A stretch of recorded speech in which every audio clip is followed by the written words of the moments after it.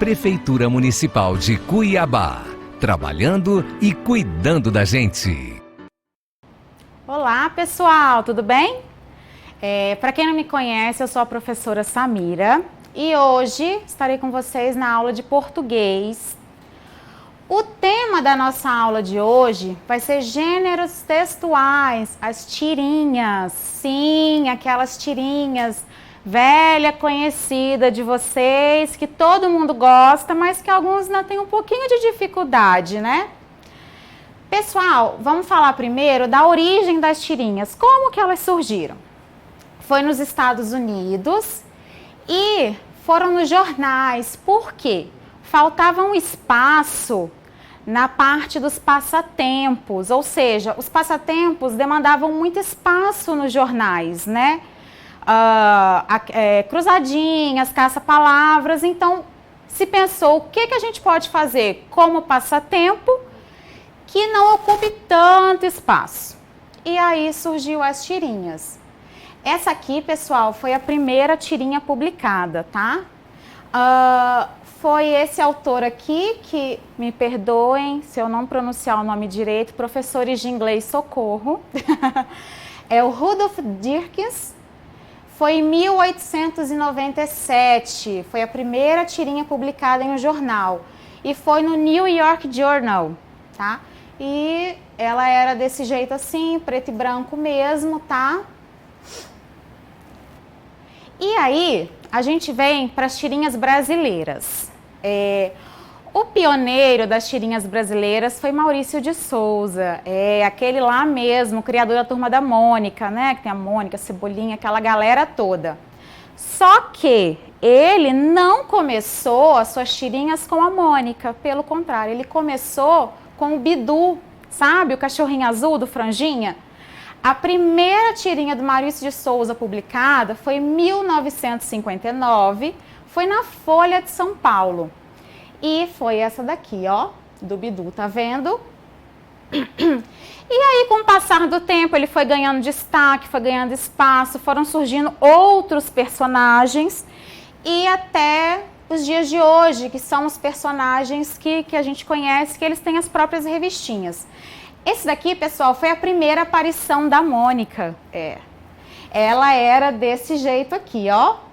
Foi a primeira vez que a Mônica apareceu, foi a sua estreia numa tirinha, tá vendo?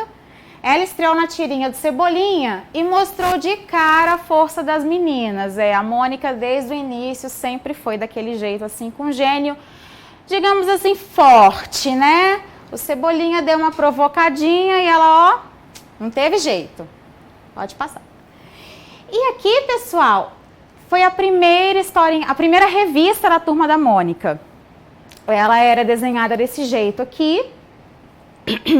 Aí aqui a gente tem o Cebolinha e a Mônica e aqui os outros personagens, estão vendo? Essa foi a número 1, a Mônica número 1. E aqui, como eles estão hoje em dia, sim, eles se adaptaram conforme o tempo, foi se acrescentando outros elementos nas histórias, a gente percebe que até a internet hoje tem tudo, né, nas historinhas. E aí elas foram se adequando conforme o tempo. Pessoal, as tirinhas, elas são um aliado muito importante na nossa leitura. Eu vou confessar para vocês que eu, professora Samira, aprendi a ler com as revistinhas da Turma da Mônica. Acho que é por isso daí que vem a minha grande paixão por elas. Eu tinha uma coleção imensa de revistas e eu era apaixonada e a minha alfabetização começou ali. Agora vamos falar um pouquinho sobre algumas características das tirinhas. Primeiro, que ela tem uma linguagem verbal e não verbal, ou seja, tem lá as falas e também tem outros aspectos que a gente tem que perceber. Por exemplo, a expressão dos personagens, né? Ela tem um intuito de divertir o leitor, ela tá ali para poder descontrair, dar aquela diversão para quem está lendo. E aí a gente tem que se atentar ao contorno dos balões, porque sim, a cada fala do personagem, o balão pode mudar e ter outros significados. Por exemplo, o balão em linha contínua, ele representa que o personagem está falando. Se as linhas forem pontilhadas, que o personagem está cochichando. Se forem os balõezinhos, igual a nuvem, assim, é porque ele está pensando, geralmente balões usados para animais. E o balão em zigue-zague, que ele está gritando, está falando alto. E aí a pontuação é uma grande aliada também, porque a gente precisa dela para saber o que ele quer dizer, né? Os pontos de exclamação, de interrogação, ponto final, para poder falar o que o personagem quer dizer com aquela fala dele. E aí a gente entra nas onomatopeias. É nessa hora que alguém vai levantar a mão na sala. Prof, mas que negócio é esse? É de comer, é de passar no cabelo? Para que serve, gente? Não, nenhum nem outro. As onomatopeias é como se fossem os barulhos que aparecem nas histórias, para demonstrar que tem um som ali. Por exemplo, o crash, como se fosse quebrando alguma coisa, o boom, uma explosão. Os Z's em contínuo, quer dizer que está dormindo. E esse grrr, quer dizer que alguém está com uma raiva. E aí no próximo slide a gente vai ver alguns exemplos. Aqui a gente tem a tirinha do Calvin. O Calvin é sensacional, né? E aqui podem ver, quando ele está falando normal, como é que está o balão dele? O balão dele está, normal, né? Está em linha contínua. Aqui, tá vendo que ele está dando um gritão com a professora? Como é que ficou o balão dele? Não mudou? Pois é, mudou. Lá em zigue-zague o balão dele, gente. E ali a gente pode ver, até as letrinhas, né? Elas estão com destaque maior. Calvin está dando um gritão na hora da aula. E aqui a gente vê das onomatopeias. Pessoal, Cebolinha tá lá segurando o vaso da mamãe e pá! O que aconteceu? Cras! Caiu o vaso no chão.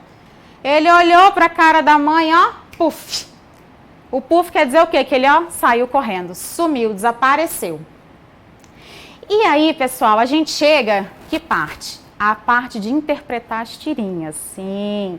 Aquela parte que cai na prova, né? Que todo mundo tem uma dificuldadezinha às vezes. Vamos interpretar uma aqui? Primeiro, a Mônica, ela abre, né, uma caixa e fala, hein? Eu ganhei uma bola de futebol? Aí o Cebolinha aparece na janela. Isso não é nada, Mônica. E eu que ganhei um coelhinho de pelúcia. E aí a gente observando os 3 quadrinhos, qual que é a situação que acontece na tirinha, pessoal? O que está acontecendo nessa tirinha aqui? O que a gente pode inferir dessa tirinha?